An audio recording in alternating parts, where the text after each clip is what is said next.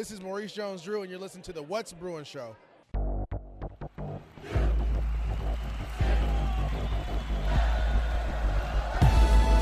You're listening to the What's Bruin Show, part of the What's Bruin Show network, with your hosts, Jake Berryfield and Mike Regalado, and occasionally some friends, talking all things UCLA sports.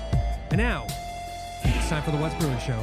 Well, hello, welcome to What's Bruin. I am your host, Jake Merrifield, and I'm joining you just an hour or two after UCLA's third consecutive best game of the season. First, it was at Rutgers, 35-32. Then it was at Nebraska, 27-20. And now, the newest, bestest win of the season is certainly beating Iowa at the Rose Bowl, homecoming, those wonderful old-fashioned blue jerseys out there, 20-17 in a game in which they tried to kick themselves in the balls repeatedly a few times early, but really dominated the action. And additionally, one particular Bruin decided to turn in his best game of the season. TJ Harden goes over 100 yards, 125 on 20 attempts, 6.3 yard average, and just a great, supported by a lot of the other skill players, but certainly this was a TJ Harden game in that respect. And, hey, the Bruins beat Iowa 20-17 at the Rose Bowl in front of a decent-sized crowd, and we're all happy. First win at the Rose Bowl this year. As a season ticket holder, I am glad to say that I went out there, and it was a little chilly. There was plenty of very polite Iowa folks out there, and it was one heck of a game to watch and enjoy. But, of course, this is the What's Bruin Show on the What's Bruin Show Network on Twitter and Instagram and Threads. It is at What's Bruin Show. Email is whatsbruinshow@gmail.com. You can subscribe for just a couple bucks a month on the Substack. $2. That's at whatsbruin.substack.com or on the Patreon, patreon.com/whatsbruinshow or whatsbruinshow.com. $2. You can also please subscribe on YouTube. That doesn't cost you anything, but subscribe on YouTube so you get notifications of our show coming out on there. It'll come out with the audio with a nice little slideshow. You can get WBSN merch in the My Locker site listed in the show links, and you can also call the hotline. Lots to call the hotline about tonight, really, because we're all happy about the Bruins. 805-399-4WBS, second reign of Troy, and wow, what a turn around in the season for the Bruins when you look at it right now. And we're here to talk about it, so let's get right on to the continuing WB2, the post-game review. And let's talk about how this game unfolded. UCLA over Iowa, 20-17. UCLA! UCLA, fight, fight, fight! I'm happy that UCLA won. Go Bruins. Go Bruins! Go Bruins! So homecoming for the Bruins started off about as bad as it could. This is similar to the Indiana game, only they didn't give Indiana the ball to score first.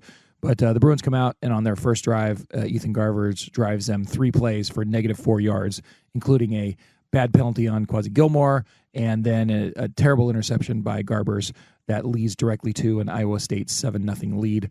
Touchdown, 6 plays into the game, 3 for each team. The Hawkeyes have gone 41 yards for a touchdown, a short field. And then and the Bruins have gone -4. Then UCLA gets the ball back, drives right down the field, and it actually is a great response to the big mistake. And they get within shouting distance of the end zone, and they're all the way down to the freaking 3 gosh darn yard line. Ethan Garbers once again throws the ball to somebody in another jersey, and Ethan was so far off in this first half of this football game. And we love Ethan, just call him E. My name is Ethan. Just call me E. But, I mean, in addition to the 2 picks that he had, and then he has a fumble later that's pretty rough as well. But in addition to those 2 picks, just watching from the field, man, there were 4 or 5 other plays where he was throwing it to the wrong place, obviously, and you didn't know what he was seeing. And obviously something that Iowa's defense was doing was certainly confusing him quite a bit, much more so than what they had, what he'd been encountering the last couple games. So certainly some credit to Iowa's defense for kind of confusing him in a similar fashion to how UCLA was able to confuse Dylan Raiola last week. But Garbers rallied and ended up making a bunch of plays later in the game. But for now, he throws a pick pretty much on the goal line, and it gives Iowa the ball back. And now they drive down the field 74 yards, one of the best Iowa drives of the game, really. And guess why? It's just because there's one big play in that. They chucked the ball after a great sack by the Bruin defense, which, they had so many negative plays in this game. It was amazing for the defense. But then they got this, 59-yard pass down the field, and he was open, and, and they took a gamble, and it paid off. But so much of Iowa's offense today was just off of kind of gash plays, and it was too infrequent for them to put up enough points, and it turned out to be a great performance by the UCLA defense. But the yardage was much more even in the scorecard than it really looked on the field and when you're watching it, just because every once in a while Iowa would get away with chucking one deep or getting a kind of a big play out of it. But I think the Bruins will take that all the livelong day. But on this particular drive, the Hawkeyes' second drive of the game, they come away with more points, and now all of a sudden it's 2 drives for the Bruins, 2 turnovers, 2 drives for the Hawkeyes, 10 points. And this is now, I don't even think we're through the first quarter at this point. And all the nice, polite Iowa fans are very, very happy. And, and UCLA's like wondering what the heck's going on. And it's funny, at that point in the game, I got there a little bit late, so I didn't see the first interception live. I saw the second interception live. And you just looked at the way that UCLA was moving the ball compared to Iowa. Like I said, they had basically one successful play, in those first 2 drives, and they ended up with 10 points out of it. And I really wasn't getting all freaked out because I felt like the Bruin defense looked like they were playing well, and the Bruin offense, was able to move the ball that second drive. I'm like, well, at least they have plenty of time, because college football games are very long affairs, and it was good for the Bruins to be down like that.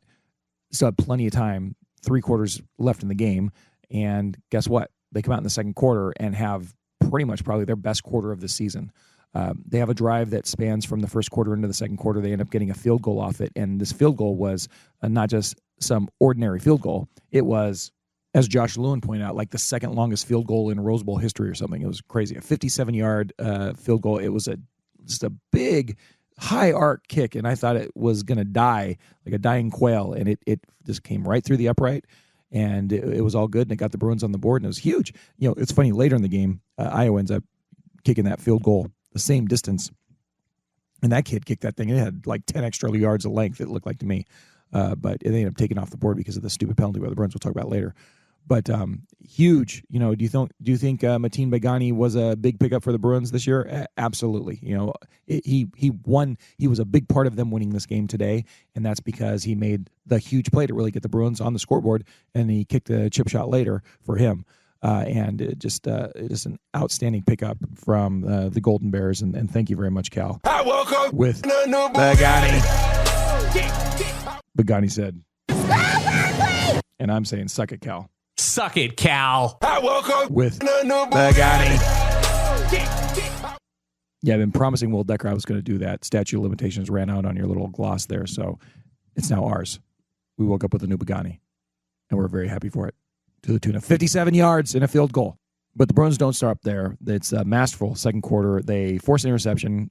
Carson Swessinger, defensive juggernaut, MVP, amazing dude, superstar baller. He'll get that later as well. Straight baller. Gets an interception, and the Bruins then take the ball 6 plays, 45 yards, big touchdown, tie the game at 10-10, and it was just behind a running game that was awakened. Unbelievably, right? TJ has a 29-yard run. I think it's his best run of the season so far, even though he had a bunch in this particular game to the tune of 125 yards. TJ makes it easy on Garbers because they can't punch the ball in at the end there, but Garbers just converts a 2-yard touchdown pass to Titus, and all of a sudden the game is tied 10-10. And then the Bruins take turns fumbling with Iowa. The Bruins defense forces another turnover, but then UCLA, on a very promising drive, Ethan Garbers fumbles it down the sideline.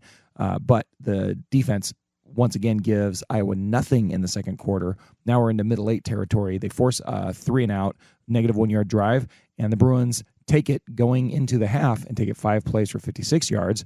This one is keyed by a great run by Mr. Jones. And then a spectacular, catch by Logan Loya, where he gets the ball. Ethan throws it high for him. He goes up and grabs it, and then does some great pirouetting to get into the end zone. They had to review it, but it was an easy call for a touchdown. And that's that pass right there. Up until that point, I was really worried about Garber's accuracy in the game because, as I said, he does not seem like he was seeing the field very well. And he had that fumble and the whole 9 yards. But from that point on, I thought he was pretty darn good for the rest of the game and made the huge plays late.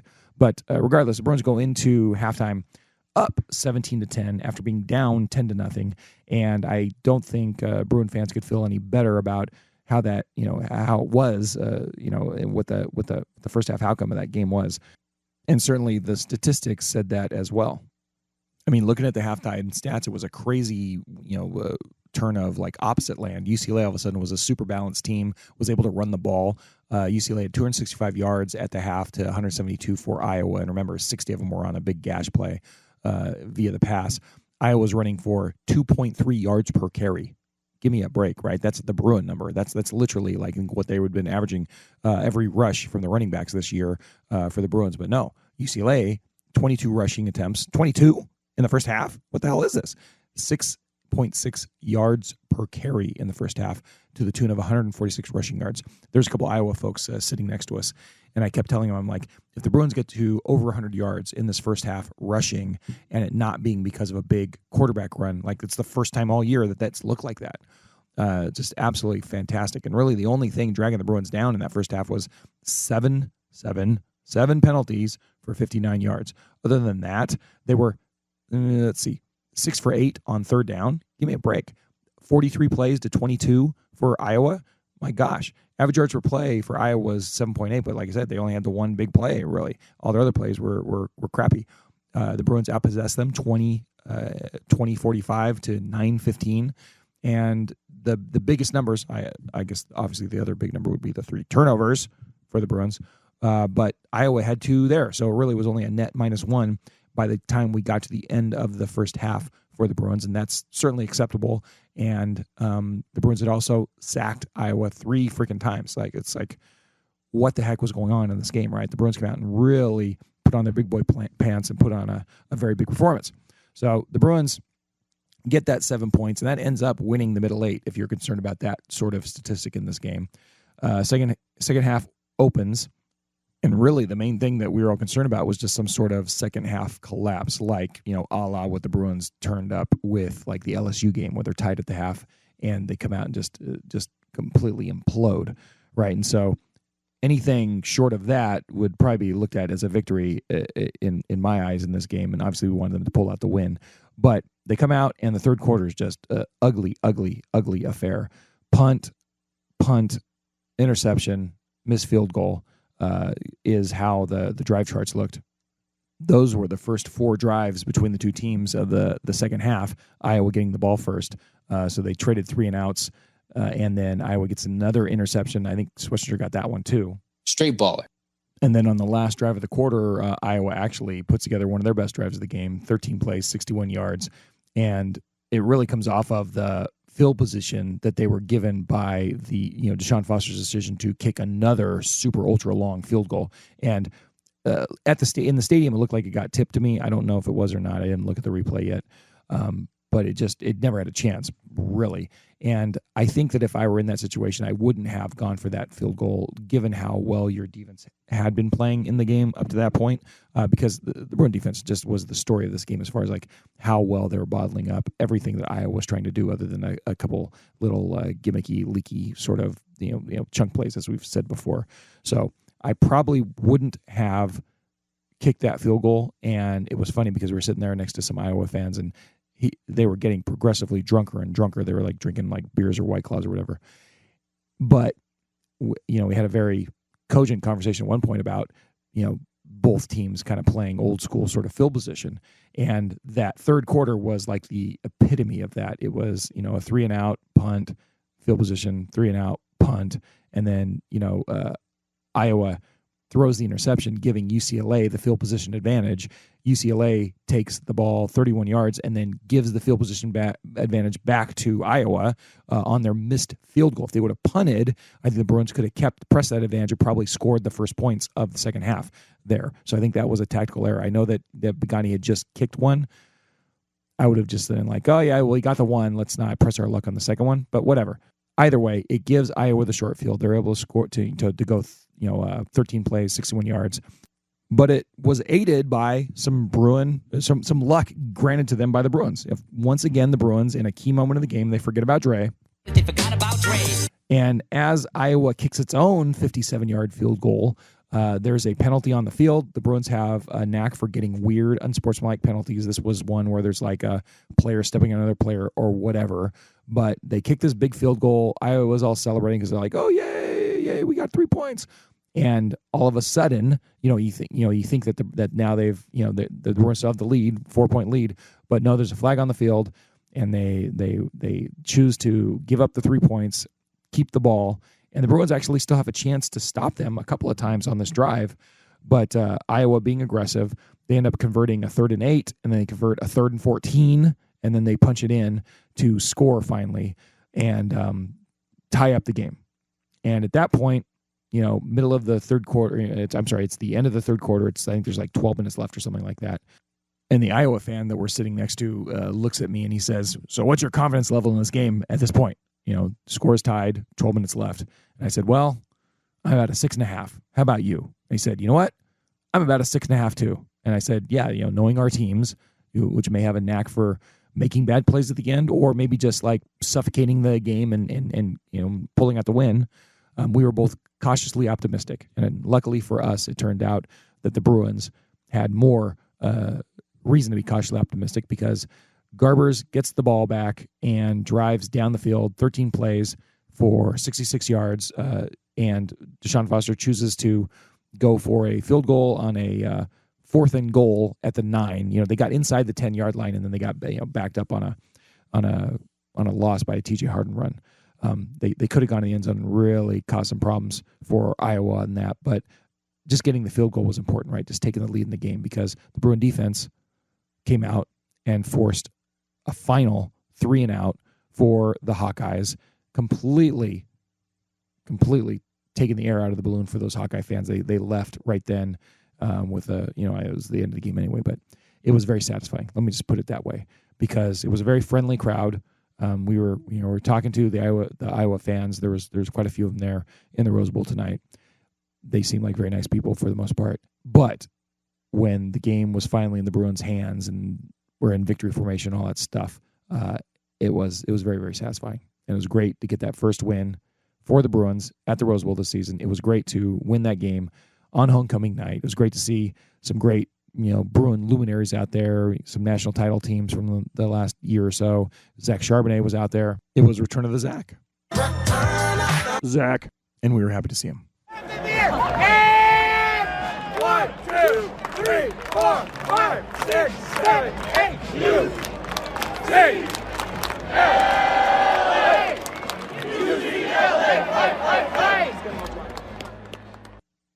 So it's time to get to the ballers in this game, of which there are many. Number one, I'm just going to give a straight baller, straight up, right off the top, to Akaika Malloy and how him and his defense has been balling out the last number of weeks. Oh, my gosh. We said that statistically they're not getting the credit they deserve, but just looking at this game, the Bruin offense did enough, and I'm going to give a baller to the Bruin offense as well, but this game was won by the defense. The aggressiveness of this defense, bottling up this Iowa attack, absolutely, when we were walking out of the stadium, the Iowa fans were all grousing because, "Oh, you're playing our 15-string quarterback and our running back got hurt." I'm like, I looked at the box score and I'm like, dude, that dude played, he had like 22 carries. Okay, so don't come at me with that. He averaged 2.6 yards a carry. The Bruin defense, just a baller, man. Collectively, Akaika Malloy, just a baller, man. Unbelievable performance by that coach and those guys, and couldn't be happier for them. Now, just straight up with the defenders on there, I mean, how can you not start with Carson Swessinger? Unbelievable. He didn't get to 10 tackles, amazingly, but 7 tackles and 2 interceptions. He's just just a baller, man. I think that's going to do it. I think that's going to be pretty darn good. Kane Madrano, 2 tackles for a loss. Just a baller, man. Forced a fumble. Just a baller, man. Unbelievable. And then my magic man, I swear to God, he's been my magic man all year long. A magic man. And that is none other than freaking Olafemi Oladejo. He only had 6 tackles in the game, 5 solo tackles in this game. He had 2 sacks in this game, 4 tackles for a loss. He's just a baller, man. I mean, ta-da. I mean, unbelievable. Those 3 guys, Madrano, Schlesinger, Oladejo, just by themselves had themselves just an amazing freaking game. Then we had Jay Toya, who it seemed like every time I was watching the game and I'm looking at, where's the big guy lining up, right? And he's on the edge, he's in the middle, he's standing up, he's down in the stance, and they could do. Iowa was stymied because of all these Bruin playmakers making plays, but none of them are able to make the plays if that big fella in the middle. He's just a baller, man. Is not absolutely controlling the middle of the field. He's like, you're playing chess and you're always trying to control the middle of the board. Jay Toya controls the middle of the board for the Bruins all year long. It's, literally like when the Bruins were 1-4 in this season, you're like, oh my gosh, I can't believe Jay Toya signed up for this. And some of the other Bruins that came back and you're like, geez, he came back for this. Well, guess what? They didn't come back for that. They came back for this right now. A team that is playing together, playing for each other, having fun, and for the most part, not forgetting about Dre. They forgot about Dre. And Jay Toya, one of the ballers, absolutely. He's just a baller, I can't say enough about him. I just really can't. And so impressive. Ramon Henderson ends up with a huge breakup, and that was one where Oladejo knocks the shit out of the quarterback, and Henderson comes in and swoops in and gets a big deflection. That was a big moment of the game. Devin Kirkwood had a big tackle for a loss in this game, I want to say. Those guys get some ballers too. Just a baller, man. And Addison, once again, making a big hit in this game. He'll be a baller Straight as well. baller. I really just go down the whole defense. As a whole, they were absolutely fantastic, terrific. Can't say enough about it. They won this game for the Bruins, even though the Bruins did have to score some points to win in this game, which brings us over to the offensive side of the ball. TJ Harden, once again, gets all of the accolades. He will play his horns again. He's just a baller, man. He ends up 20 for 125, long of 29. That was his best run of the season. He averages 6.3 yards per carry in this game, and he didn't get a touchdown, and that's the only thing you can say bad about this game is that they didn't get him into the end zone, which they should have, considering how good he was in this game. But just absolutely spectacular. You can't go wrong with that. Mr. Jones also had some very good plays, almost had a touchdown for himself. He steps out on the sideline going into the end zone at the end there, but it's okay. We're okay with it, Mr. Jones. He is just a baller, and thank you very much for that big performance. Straight baller. And as far as the running backs go, even Jalen Berger got into the mix. He ended up over 5 yards a carry too, and had some nice carries early. This is a tasty burger. And this is like the first time all 3 Bruin running backs actually had nice statistics to show for it. In fact, Harden, Jones, Berger, and Garbers were all over 5 yards a carry. I know that's absolutely the first time that's happened this season. One or another one of them have had, like 3 for 19 or something to end up with like a 6-yard average or whatever. But for all of these guys to be up over that cumulatively, so you're talking about like almost 40 rushes, well over 5 yards per carry. That's the first time the Bruin running offense has been fully operational this season. So all those guys deserve a nice just a baller. Straight baller. Which means the offensive line deserves straight ballers. Straight baller. Which means that Eric Bieniemy, for the 3rd game in a row, has scored a whopping 20 points or more. That is amazing. He's just a baller, man. I have to say it. I've kind of come. It's not quite a 180 at this point, but Bieniemy has, he changed his approach a few games into the season, starting with Penn State, and it has paid dividends. They are getting plays out there quicker. They are more efficient, more effective. They are not trying to take stuff deep before they establish stuff, short. And it has turned into a fairly good to decent to good offense. And Garbers, even today, is the worst game he's played in a month. 21 for 34, 204 yards, 2 touchdowns, 2 interceptions, and a fumble. Right? It still was fairly efficient when he wasn't, as I said earlier, kicking himself right in the balls. But I don't want to end the baller segment without mentioning the receivers. First and foremost, talking about Logan Loya. Huge game from him today. 5 for 94, big touchdown, huge touchdown. That 29-yard touchdown was great. And, 1, 2, 3, 4, 5, 6, 7, 8 Bruins caught passes today. And that's what's going to make this Bruin offense successful. I don't think they have like the huge alpha, although Loya did a good impression of it this time around. But they have a lot of guys that can make plays, and I think they're going to be put in a good position to make those plays if they are spreading the ball around. And you just love to see it. So those are your ballers for today. He's just a baller, man. After review, the ruling on the field stands as called.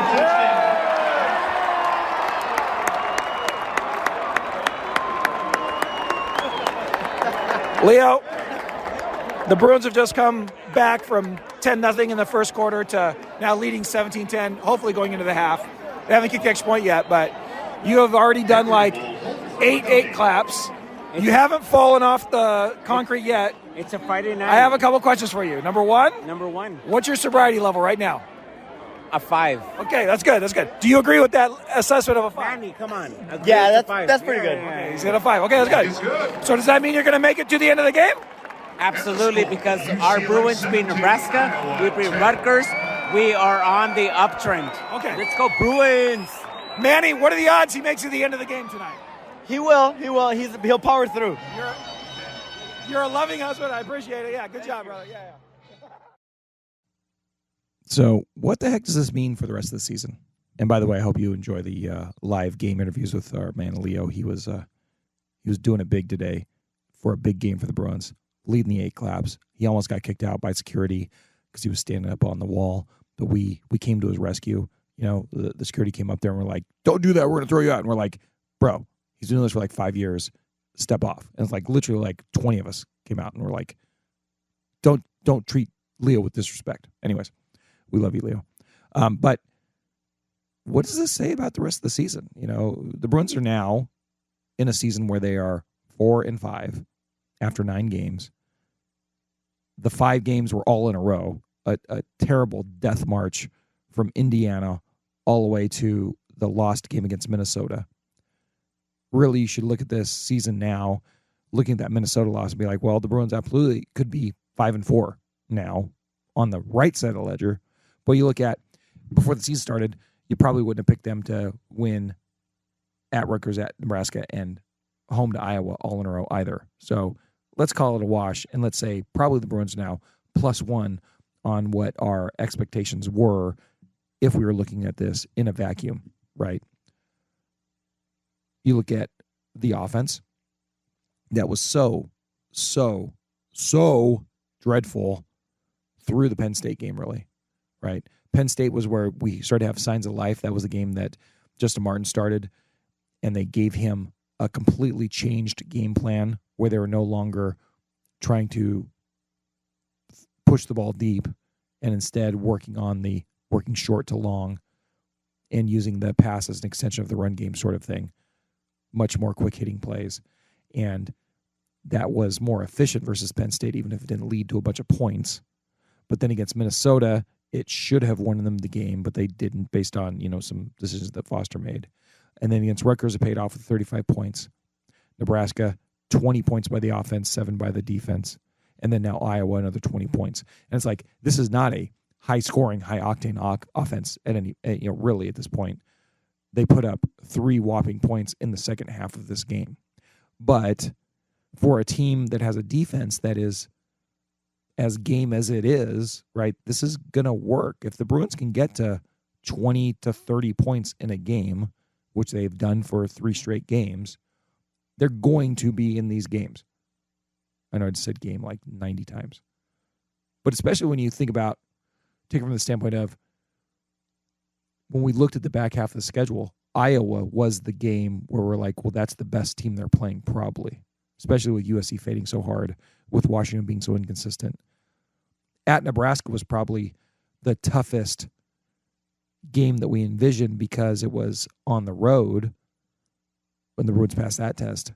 But now this Iowa team, this is a pretty well-balanced team, and the Bruins came out and really, if Garbers doesn't have the bad first half with the 2 interceptions and the fumble, the Bruins win this game by 14 points at a minimum, I think. At a minimum, right? They had to kind of, for the third week in a row, they kind of have to hold on at the end to win, and you never really know how it's going to go for the Bruins in these games. But you could also make the argument that they're kind of learning how to close games out and win, I guess. I don't know. That might be a little bit of a stretch. The bottom line is that we shouldn't expect this team to really blow out anybody. But if you want to follow the template of really dominating a game early and then holding on by your fingernails to win at the end, at least they're winning at the end, right? And I don't think anyone can have anything to complain about with a nice 3-game winning streak heading into the last 3 games of the season. The first 6 games for the Bruins this year were about as dreadful as we could imagine. An absolute F in the scorecard, considering that they looked terrible against Hawaii and just gutted out a victory in the second half. They were absolutely murdered, destroyed, killed, murder, death, killed. Demolition Man's one of my favorite movies. MDK'd by Indiana. LSU, they play a half, and then they, fall on their swords in the second half. Oregon, they're pretty much dominated the whole game. Penn State, they pretty much suffocated the whole game. And then Minnesota, they should have won, and they didn't. And that was about as depressing as it gets. Because think about that. 1-5 that they were looking down the barrel of with the end of the season side. And we're like, are they going to win another game? Literally, I was having a conversation with Bill. He did not think they would win another game. I thought they would because I thought they were still in a bunch of coin flips. But did I think they were going on a 3-game winning streak? No. They just won 3 coin flips in a row, really. And the glorious part about it, the thing that makes me want to, gets my little, go Bruins going. Go Bruins. Thank you, Dante. Really gets my Bruin boner going. Is that these were not coin flip games, except for at the end when the Bruins made them coin flip games. They kicked the shit out of Rutgers, and then Rutgers had to claw back in the end. They kicked the shit out of Nebraska, and then Nebraska had to kind of luck into being in the game late. They tried to serve themselves up to Iowa on a platter in the first 10 minutes of this game, and then asserted their dominance and really kicked the shit out of Iowa for the last 3 quarters of this game. So in that way, the Bruins took 3 games we thought were going to be coin flips, and even though the scores were tight, even though they could have lost all 3 of these games, like the way that they're playing is indicative of a much better team than what we saw in the first half of the season. And then you kind of come around to the controversy of the Oregon and Penn State game. The Minnesota game was controversial because of the calls Deshaun Foster made, not going for it and yada, yada, yada. Fine, whatever. Tactical errors. But against LSU and Oregon, and not really LSU, but against Oregon and Penn State, there was a lot of like, are they surrendering? Why are they trying to cover? Like, we're making a big deal of the Bruins covering these games. They're not trying to win these games. Our friends on the POC, they were making a big deal out of the Bruins not trying to win. Okay, whatever. They probably weren't going to win the Penn State game in any circumstances except for something very, 1 out of 100 shot. They weren't going to win the Oregon game except for 1 out of 100 shot. So do you think it was better for them to manage the score in those 2 games and try to build positive momentum at the end of the Penn State game to score that touchdown with Justin Martin, make that score look a lot less ugly, and have your players not give up on you, as opposed to really pushing, and then ending up in like a, some sort of like 50-0 sort of fiasco, where the headlines are much more grim, and it's much harder to say that the players aren't giving up on you. I hate to say it, I don't want to see the Bruins lose 5 in a row. And the team that rolled out there the first 4.5 games really was a non-competitive team because the offense was so dreadful. However, there is something to be said for as hard as these guys have continued to play and push and prod. And I think, the senior leadership, like the Ethan Garbers and those guys on this team, pushing this team forward, and on all the leaders, obviously on defense. Guys like Jay Toy coming back and Kay Madron and all these guys. Schlesinger was an inspirational story to everybody. But them competing in these games, even when they were outgunned and outmanned early in this gauntlet of a schedule, what is now quite possibly 4 playoff teams in a row. Indiana, I think certainly Oregon and probably Penn State and LSU. They lost to Texas A&M this week against a ranked team, but they had won 6 in a row after that opening loss to USC. So it's like the schedule was no joke, and now that it's lightened up, they punted the game against Minnesota, which was terrible, but they have really claimed back their reputation with this Rutgers, Nebraska, Iowa streak, and each game was more impressive than the last. So, with that being said, sorry to wax on. I love my post-game show. But now they go on the road to Washington next week. I don't know how the math works out where they end up getting 2 Friday games in a row. That's kind of BS in my opinion. They have to host a Friday game and then go to a Friday game up there on the Sound. But Fox next week, they're going to be talking about, how good UCLA looked last week when they go up there to Washington to play the Huskies. It's a big game for the Bruins. Win or lose that game, hopefully they have a good showing in that game. But even if they lose that game, you would have to say that looking at SC and looking at Fresno State, if this UCLA team of the last 3 weeks shows up, I am very confident in the Bruins' ability to win 2 of the next 3 games. And I wasn't saying that just a week ago. So I think now at this point, even though these are still kind of coin flippy games, they could go either way. The way the Bruins are playing now, the way they played against Iowa, I like my chances, with two home games left to get to 6 wins. And why not just win them all? Why not? I'm not guaranteeing it. I'm not saying they will. Will I be surprised if they don't? Absolutely not. But the way they're playing, we might as well get excited about it. Might as well think about how much fun it would be if they did. I mean, goodness, next Friday night, we're going to be watching on the road the Bruins up at Husky Stadium. And gosh, if they're in that game, competing, God forbid they come away with a win, and then going into the SC week, it's time to get hyped up for the Bruins closing the season in style. And of course, that's the best case scenario. And we don't need to get caught up in what's the best case scenario. But like last week, I said, well, the ceiling now is they could win all these games, but probably not. But the floor is, well, they're probably going to win at least a couple more of these games. Well, now, like I said, it's just, you shouldn't get, now they've won this 3 in a row. They have a 4-win season at the very minimum, bare minimum. But I think now you could say it's highly unlikely the Bruins don't get to 5. I'd say it's probably fairly likely they get to 6. And I'd say that it's well within the realm of realistic possibilities they get to 7. And my goodness, the way this team started to get to 500 or over 500 in a season, I think that's something to be excited about. And it's an opportunity that the Bruins have at this point. Now, if they don't get there, I don't think all is lost either, right? I think it's important that however the Bruins finish this season, like Fresno State is like an absolute must win. You have to win that game regardless of what happens in the other 2 conference games. And of the Washington USC game, I mean, let's just call it what it is. The USC game is a more important game for the Bruins to win at this point. I really do think, for all the reasons of, number one, sequentially, the opportunity to close out the season on a 2-game winning streak.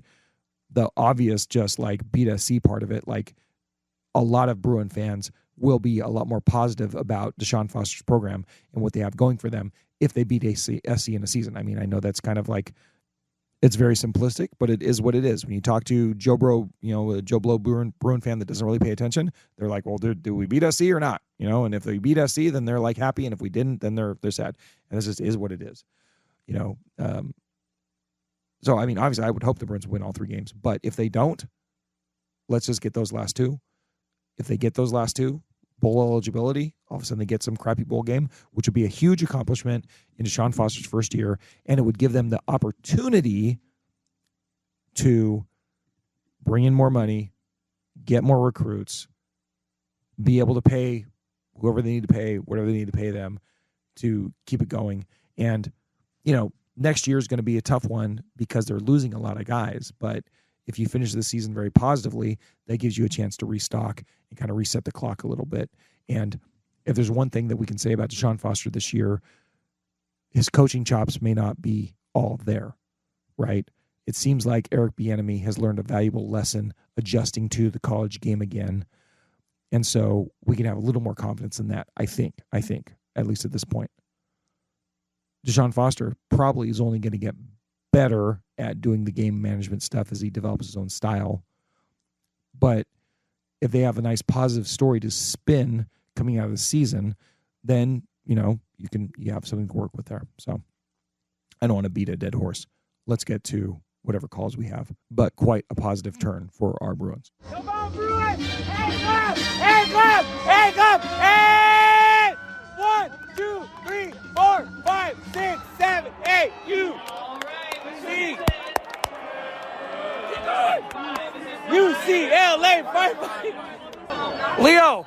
Yes, tell me. You just got harassed by stadium security for the first time in 10 years. Number 1, I'm a donor. Yeah. Number 2, season ticket holder. And number 3, I'm a What's Bruin fan follower. We got this. Let's go, Bruin. Are you going to follow the directions of the security at least for the rest of the game? I'm not going to say bad words, but let's effing go. Let's go. Manny, how you doing? I'm good. I'm not going to condone that shit, but fucking go, Bruin! Go, Bruins! So who's the first call from after this great Bruin victory over the Iowa Hawkeyes? Who is it? Hi, Jake. Hi, Mike. Hi, Bill, if you're around. Hi, Jamaal. Well, 3 wins in a row. Pretty nice. It was fun to see you, Jake, at the game, and even more fun to win. There are certainly things that could be better, but I have to say one thing. I'm not sad Dan Lynn went to the University of Spoiled Children.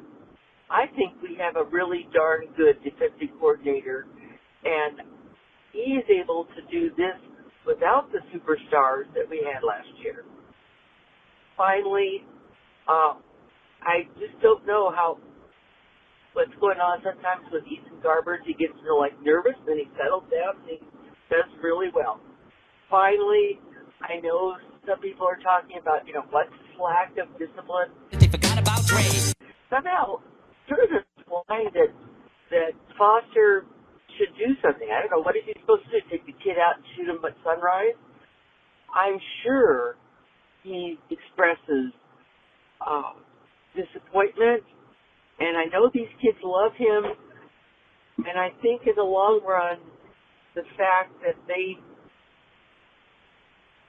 don't want to keep disappointing him, and they don't want to lose.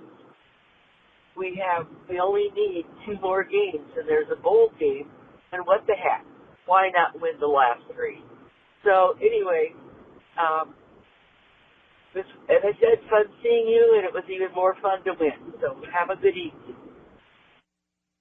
Bye-bye, Nancy. I hope you drive safe back out there to the 909. And yeah, it was great seeing you as well. And no, I couldn't agree with you more. You might as well just win a couple more games and get to a bowl game and make this a nice, fun season for the Bruins and see where the Deshaun Foster era can take us. Like I said, next year's a whole another year. And, let's not even worry about that.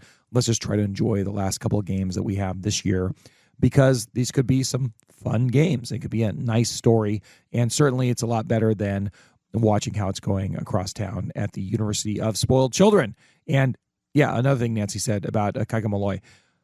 Certainly, this does lend credence to the argument of it is about the Joes that you got, right? And it seems like the Bruins have some dudes that want to play football hard, are willing to be coached, and willing to adjust to various game plans and make up for the things that they might be lacking, right? And they don't have all pro NFL talent across the front line, but they got one big son of a bitch in the middle, and he's wrecking shop, and they have a lot of guys flying around. And I couldn't tell you how impressed I was with the Bruins tonight on defense. sideline to sideline, bottling up everything that Iowa had to offer them, and it was wonderful. And Kaikamole has to be hailed as, at the very least, a great motivator and great tactician. Just based on these last few games, it's been very good to see what he is doing, and overall with the program, Deshaun Foster as well. Nancy, I think you'll make some very, very good points. And you're right. What is he supposed to do at a certain point? They just have to stop finding new and creative ways to have the most wacky, personal fouls known to man. But whatever. He's still, he did. Bruins forgot about Dre for a minute there. They forgot about Dre. All right, who's next? This is Des from Santa Clarita, and I'm calling directly after the game. And it is 4 in a row. 4 in a row. This is a team that I kept, like a maniac, kept saying this is a 10-2 team. And now, looking at it, looking at this turnaround, they finally, my God, figured out how to run the goddamn ball. Go over Bruins. 100 yards with one player not being the quarterback. And to be fairly honest, this should have been a blowout, not a 3-point win. But I thought to myself, if the Bruins win this game, it will be a 3-point win. And it's amazing to see this stark turnaround. And it's not like Iowa is a pushover. They're not. But what we did today, holding them to only 80 yards of rushing, and probably a little bit more because you sack a quarterback, which I think we got 2 or 3 sacks today, lessens the rushing yards, but 80 yards of rushing is insane for a team that just basically runs the ball. You got to love it. You really got to love it. It's great to see them turn this around. Hopefully we can steal 2 more, and hopefully one of those 2 is against USC. Love the show, guys, and go Bruins. Des, I couldn't agree with you more.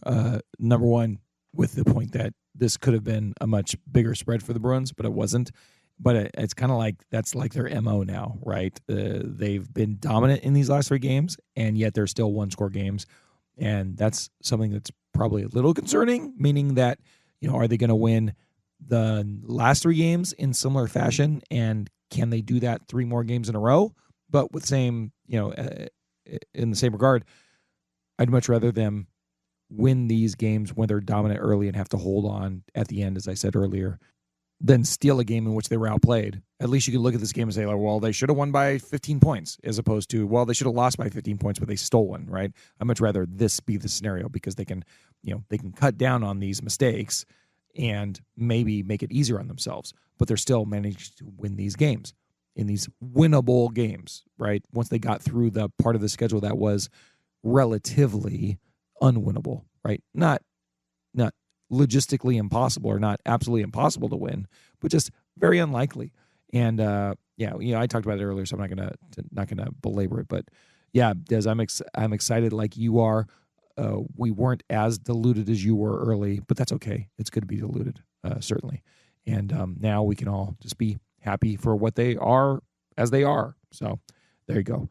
All right, one more call. And, of course, this is the hotline, 805-399-4WBS. If you call after this postgame show goes up, then it'll make the Tuesday show. But the more the merrier, so keep on calling. Hey, guys. Long-time listener, first-time caller. You can call me Cheeky Bruin. Cheeky!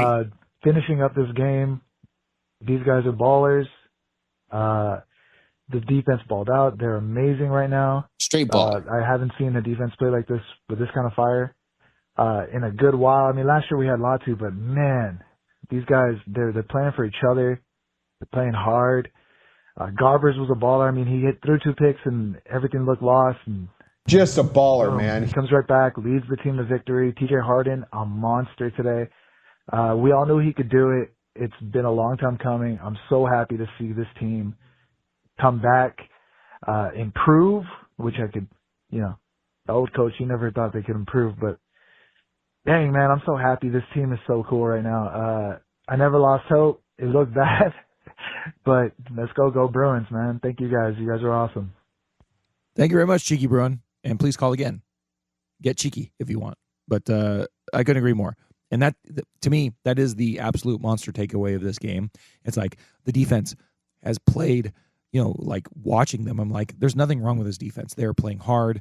They have some deficiencies that they can't make up for. Maybe, early in the season, they was having a hard time getting pressure on the quarterback and yada, yada, yada.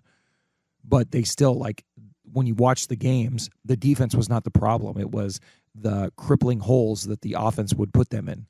And then, then they would struggle. And statistically, it was really, really ugly. I talked about last week how just some of their stats as not a very good defense were just misleading, like the third down one being the most misleading of them all. But when you watch this game, there was no doubt. This defense was on fire. This defense was kicking ass. This defense was applying pressure. This defense was getting tackles for a loss.